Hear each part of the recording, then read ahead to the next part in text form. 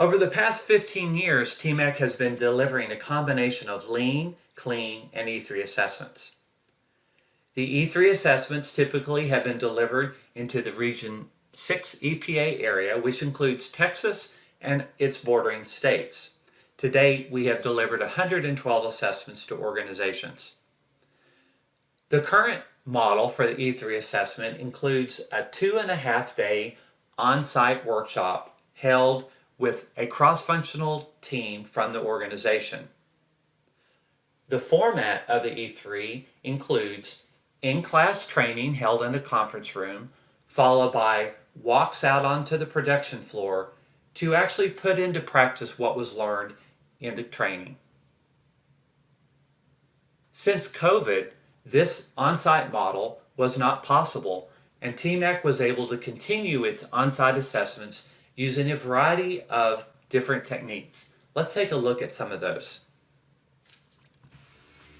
Over the last 10 years, TMAC has been using Google Earth to help our manufacturers understand more about their facility.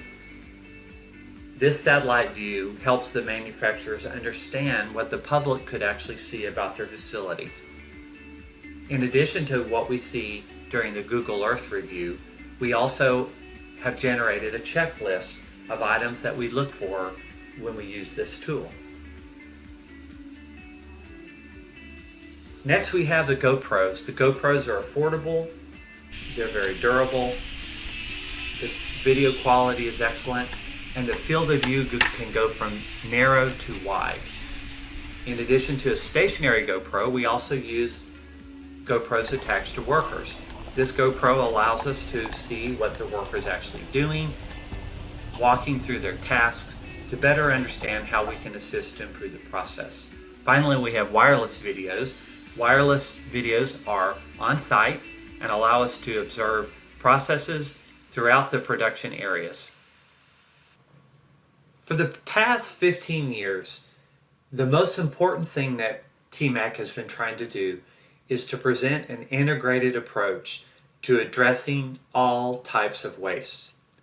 We are also listening to the customers and trying to understand what they want to learn more about.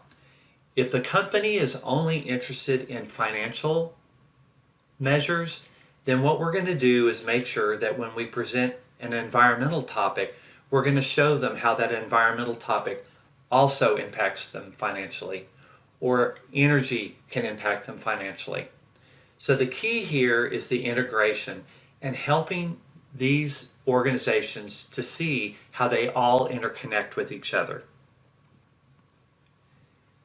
This is a spreadsheet that we use to help stress the importance of how lean, energy, environmental, safety or ergonomics, and financial are all linked together.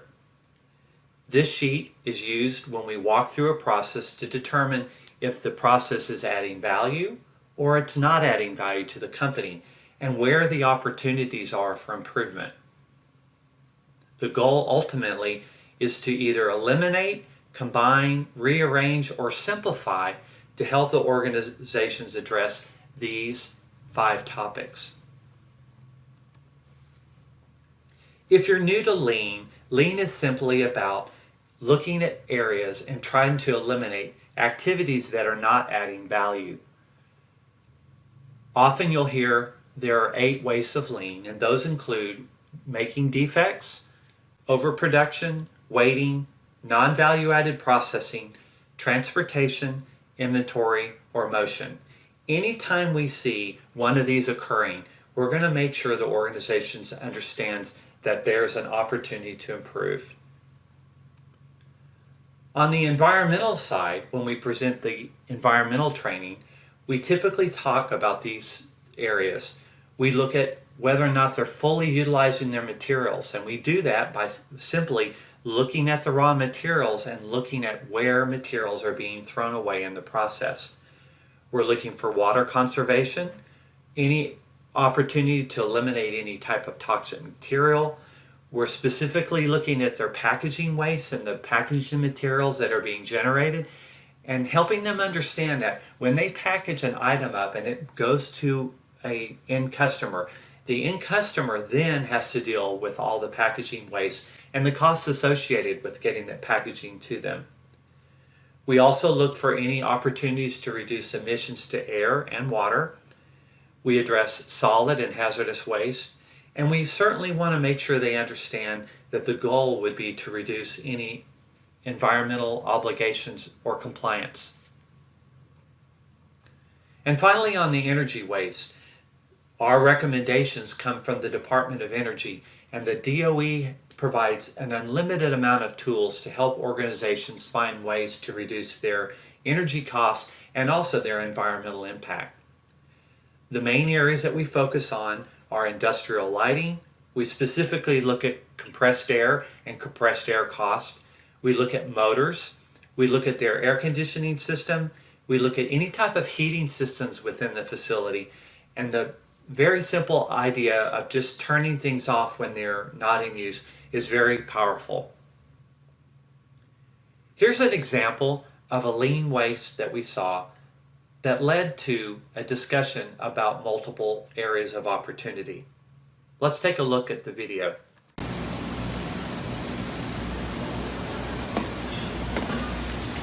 So what we saw here was a maintenance operator was cleaning equipment during a changeover using a hose that had no spray nozzle on it. This process was generating a large amount of water, which then rolled across the floor and went into their wastewater treatment facility. We showed them that if they started to batch their parts when they clean them, meaning instead of putting one part on the cart, let's put 10 parts on the cart, and let's use a new nozzle, a spray nozzle, to spray those parts off. By using the spray nozzle, what would happen is you could clean those parts faster. By cleaning the parts faster, it means you use less labor. Using less labor means now the changeover time is shorter. Now they can get the next batch of products running sooner, which allows the factory to produce more products during the day, which then could lead to increased sales because now they have the capacity to produce more products. In addition to the increase of sales, we're also going to be using less water. So less water means less water use and less water going on the floor and going into their wastewater treatment, which has a cost associated with it. In addition, you have water on the floor, which is a major cause for a slip or a fall. Eliminating the water would also help reduce lost time accidents.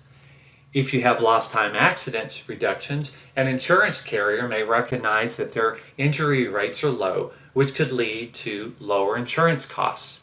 And having lower insurance costs and a safer environment would actually help the organization maintain long-term relationships and less turnover with their employees.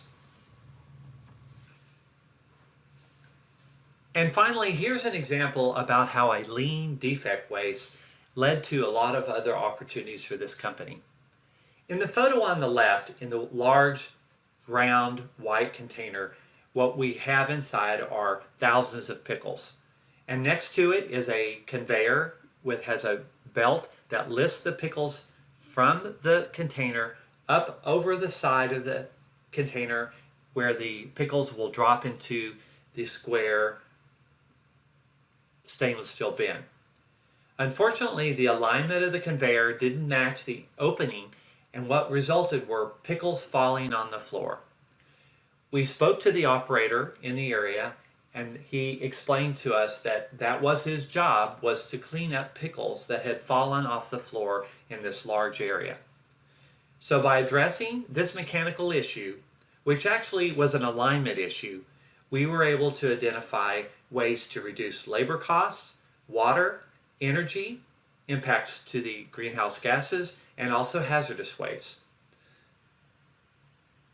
Thanks again for joining us today. We hope this information was helpful. If you have any questions, feel free to reach me at kurt.middlecoop@tmac.org.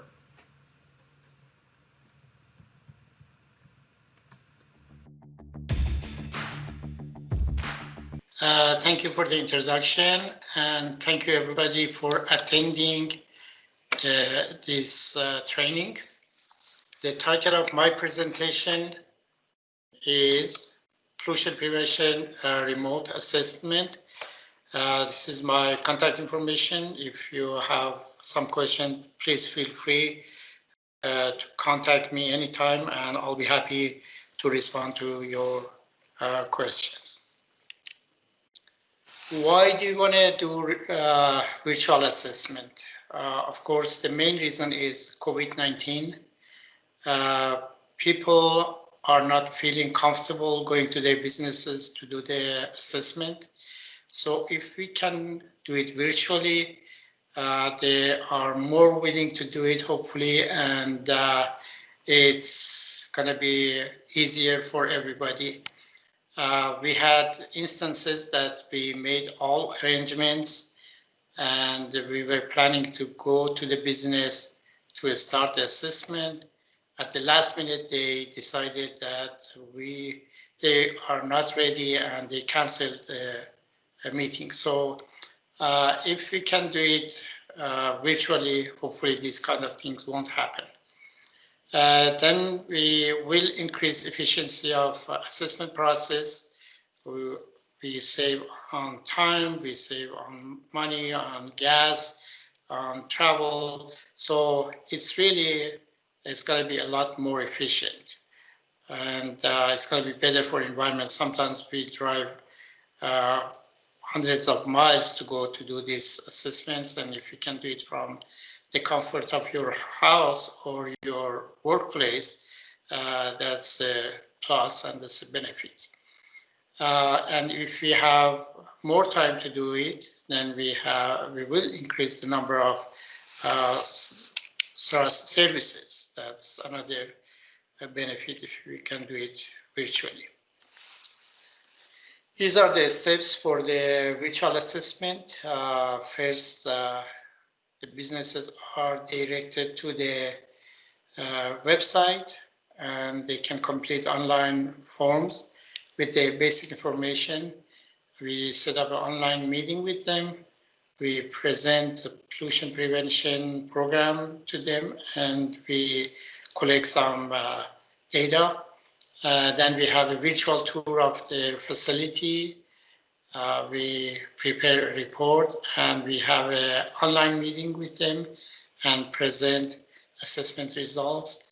And finally, we have a meeting, and we will talk about the implementation and follow-up. This is the form that they need to fill out. Very basic information: name of the company, address, website, square footage, number of employees, and when they answer all these questions, they can also upload their utility bills like electric, gas, water, whatever they have. And we also provide sector-specific guidelines for the virtual tour and data collection depending on the type of business. So why do we have a specific guideline for each sector? Because each sector is different. If they are chemical manufacturing, definitely is different than breweries. If they are restaurants, it's different than other part manufacturing. So we have guidelines. We want to document everything, good, bad, ugly. So there is nothing left. That's why we give the specific guideline to document whatever they are doing. We have a meeting with them, and we are having a presentation about pollution prevention. And during the meeting, we discuss about the energy, we discuss about water, about the recycling plan, hazardous waste, waste minimization. We are talking about all kinds of things that they can do to reduce their waste. At this meeting, we also talk about the assessment forms, and we also collect some initial data. These are some of the basic information that we need to ask the client, and they will know some of the answers. They will, if they don't, they always can come back and give us the information that we need to complete the process. At the meeting that we had, we asked the management to identify one person as a rep for the company, somebody who is going to do the virtual tour of the facility. As I mentioned before, we want to get all the information they have, and nothing should be left out. And hopefully that person can videotape the whole process, going to their dumpster, recording their waste, recording their hazardous material. Everything needs to be recorded. And they are doing some positive things. We definitely want to record those as well and see where they can, or they are already doing the pollution prevention and how they can build up on those. So those are important to document everything. These are the sort of things that we are looking for, like building installation. So if they have replaced the windows, if they are the windows having blinds, if they are having heating, ventilation, air conditioning, what's their situation, if they are properly installed. So we are talking about all of these. If there are some leaks, and if they are using high efficiency HVAC. So all of those plus if they have freezer, refrigeration, if there are some buildup of frost on those freezer, if there are doors are properly sealed or there are leaks. So we need to know everything that about the building. We are asking about the lighting, whether they are using natural lighting or they are using LEDs. If not, what's the situation? We need to record number of lights and number of light bulbs and everything. So those are the guidelines that is specified, and they can go and do all of those. We are asking about their boiler, their compressed air, fuel efficiency, if they are using the forklift, whether it's electric or they are using propane. Appliances, whether it is energy efficient or not. All kinds of these questions are answered during the virtual assessment, and if they record everything, then we can use those. When we get all the information, we evaluate and analyze all the data. We put the report together. We come up with the parts that recognize all the best practices that they are already doing. We want to encourage them to go ahead and build up on those positive things that they are doing. And we are recommending environmental and energy OFIs, which is OFIs stands for opportunities for improvements. And when we have all of these, we define how they can implement these measures. We have a final meeting with them. Well, actually not the final, but one before final, because during this meeting we talk about what we have in the report. We talk about their energy saving, water saving, what is the greenhouse gas eliminated, or what is this hazardous material reduced. So we talk about everything that there is in the report. And finally, we talk about dollar saving for business and how much they need to invest to do some of those implement some of those recommendations. And we also go over what's the payback if they want to replace some of the equipments, and how long is it going to be for those paybacks. And finally, we have this implementation follow-up and what resources are available that they can get those resources to do these implementations. So we categorize our recommendation in 3 categories: no cost, low cost, and some investment requirement. So no cost are like process improvement, operational maintenance, employee training, and there are some low cost, like if they replace the thermostat, which is really not a big investment, maybe $100. If they have an old thermostat that is not programmable, if they use the one that is programmable, that can be a big plus, that they can definitely affect their energy bill.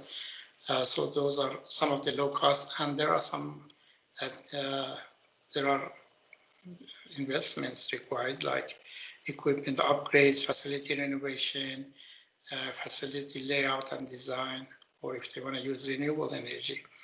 Of course, there are some resources available like USDA loans and grants that we can discuss about those programs. And there are all utility companies, they have some kind of rebates. At least in New Mexico, I know that they have these rebates available. The water companies also have some incentives for them. So we discuss all of these available resources for them. So what I talked about so far is the whole process of doing the assessment virtually. It can be done really, all of us that are involved in pollution prevention assessment, we can use those processes that I just talked about to do the assessment virtually. It's not going to be very difficult. It takes some time to develop those forms and get used to how to work with the software and things like that, but it's not something that is very difficult. It can be, it's manageable. But what we are planning for future that is going to really help us a lot is to develop this application. If we are working on this application, it needs some expertise. Unfortunately, we have one of our colleagues who is expert in the area of computer science, AI. He has double degree, 2 masters, one in computer science, one in industrial engineering, and he has experience working with us last 5 years doing the assessment. So he is going to put this application together, which makes things a lot easier and smart device. A lot of this calculation, everything can be done with just pushing a button, and that's the future plan. And hopefully, if we get the funding, that's what our plan is, to do this part as well. Thank you so much for your time, and please feel free to contact me and ask any question that you might have. Thanks so much again, Kurt and the TMAC team, for having me. It's a pleasure to work with incredible experts who are truly experienced in the field. And I want to present to you all a little bit of a kind of indirect benefit to P2. So when we talk about P2, and I can attest that Kurt's video technology truly works because he's worked with several of our clients here in Louisiana doing assessments with the video camera. It works. It's from a pollution prevention standpoint really effective. It's saving, as Jalal mentioned, transportation costs. So it's a really exciting opportunity that we can take advantage of in these times. But I also want to just remind everyone that P2 is not just a cost savings opportunity, it's a business opportunity. It's opportunity for you to really grow your company, to capture a new market. When we look at just what the consumer demands are in our marketplace, we know that millennials will pay for more money for a product that has social and environmental benefit. You'll have greater customer loyalty. There's also a premium that people are willing to pay for. And, across the board, more and more consumers are demanding transparency and are demanding social and environmental responsibility. So it's P2 is not just an opportunity for you all to hopefully save some money and reduce your energy and your water bill. It's also an opportunity for you to encourage your team and your customers to feel aligned with a mission-driven company. And I recently, my team, we've been in this virtual world, we've been sharing some TED Talks and YouTube references on leadership and impact. And one recent video we watched was by a kind of leadership consultant, Simon Sinek, who says that consumers don't buy what you do, they buy why you do it.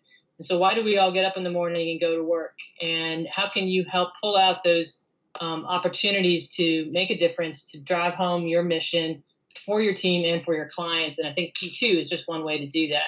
So I'm going to walk through a few case studies on opportunities that you can take with this P2 process. So Royal Coatings manufactures paint here in Louisiana, and their paint is 100% water soluble, so it's got a green appeal to it. There's no toxic chemicals in it, and they have realized that there's growing demand in California and other states due to regulation for these environmentally friendly paints.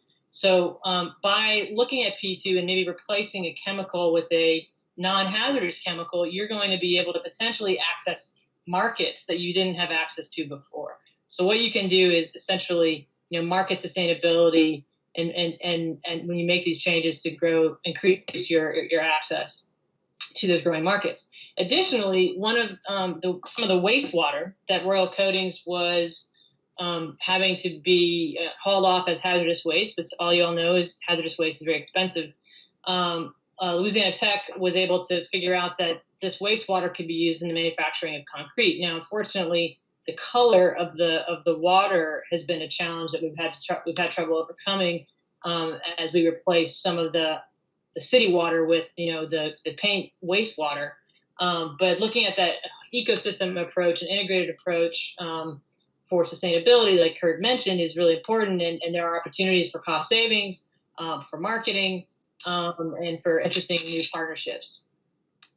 Additionally, we did a P2 assessment using the E3 model at the Sheraton New Orleans Hotel. And what we were able to do with some of the savings we discovered was encourage the hotel to use that to invest in their staff. So when you look at P2 and the environmental and hopefully energy, again, and water savings that you gain as a company, hopefully you also can then take those savings and just double down on your impact, potentially supporting a more healthy work environment. So in the hotel industry, a lot of these lower level jobs, like housekeeping jobs, are low paid. And we did a lean assessment, and we discovered that the way that one of the employees at the Sheraton was making the beds was just twice as fast as literally everyone else that was doing it. And we figured out through that lean assessment that if that got duplicated across the team, and you really worked with your team and honored her as a leader of the team, she could really help the company save money, and that money that was saved could potentially be put into better benefits, which reduces the turnover, which is very costly. So I think a key point to P2 and to sustainability, going back to Kurt's presentation, is that idea of it being really integrated. So having an integrated approach, because the reality is we live in an integrated world where all these things are connected. And so helping use technology, like Jalal mentioned, and virtual assessments to help you understand those connections is what we hope to do. And again, customers will never love a company until the employees love it first. So and using P2 as an opportunity to really work with your staff, how can they identify these pollution opportunities? So every time we do an E3 assessment, whether it's with Kurt or with LSU, we always try to make that assessment a training opportunity to help the staff become involved in that process so that they can feel engaged, feel empowered, and know that, hey, this company is committed to them, committed to a healthy environment. A third case study, we did an assessment at Folgers. Folgers manufactures their coffee here in New Orleans. One of the largest roasting facilities of manufacturer for coffee around the world. And they have a goal to be zero waste by 2020. And again, they're not just thinking about recycling here, but truly pollution prevention and lean and how to reduce the waste from being created from the beginning. But through that process of achieving this really bodacious goal, they're engaging their team and creating a green team that is, again, getting the employees involved in the process. So one thing we'd encourage you to do as you're using these virtual assessments, this is not about Big Brother coming in to watch you. This is a tool for your team to be empowered to make better decisions as a group. And so I think how you frame these virtual assessments is really important, and using the opportunity to really engage your staff in the process is going to make the impact really count.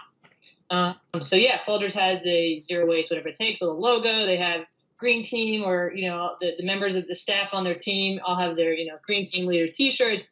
They're all excited about it, and I think it's making a big impact. And so for us, Joel mentioned technology.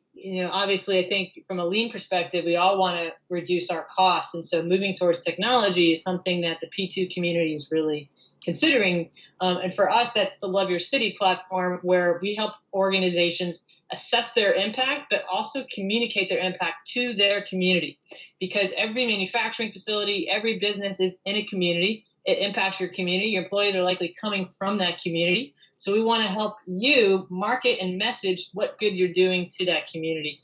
And again, impact is often found in these spreadsheets all over your different computers. So how do you consolidate that into one dashboard? And so we too are building out a simple online assessment that organizations can take, and not only can they track their waste diverted, their energy saved, their sustainability team goals and actions, but also they can tell their community about it and take advantage of this marketing component, which is really no sense doing all this good and not telling anyone about it. It's really a marketing opportunity. So we use international standards and apply it to local place-based approach. So every community, what stormwater management looks like for New Orleans looks very different in New Mexico. So it's very tailored to the place. And then we have an annual award ceremony as well. We recognize leaders and organizational leaders who are doing great work. So yeah, it's again an online self-assessment, and then we, if need be, can do a deeper dive with a virtual assessment using the camera, and then together we set goals, market your impact, and that's what we do. So I just really want to thank everyone for taking the time to be here, and the virtual assessment truly works. It's been phenomenal. It's worked for some of our clients. It's amazing what this pandemic has done in opening our eyes into what's possible virtually. So thank you all so much for your time today.